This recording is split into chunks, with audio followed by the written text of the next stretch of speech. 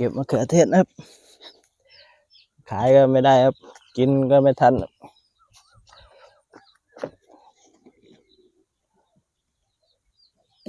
เก็บกินบ้างขายบ้างแจกบ้างช่วงนี้มันปลูกง่ายช่วงใครเขาก็ปลูกได้ครับถ้าหน้าฝนจะปลูกยาก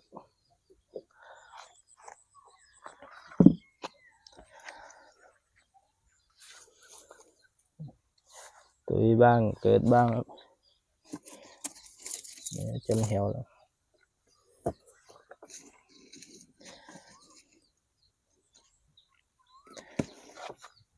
แต่ลูกสวยๆครับแต่มันต้องมีเวลาดูแลหน่อยนะถ้าปลูกไฮโดรโปนิกต้องขยันเช็คน้ำนะเช็คน้ำเช็คปุ๋ยนะ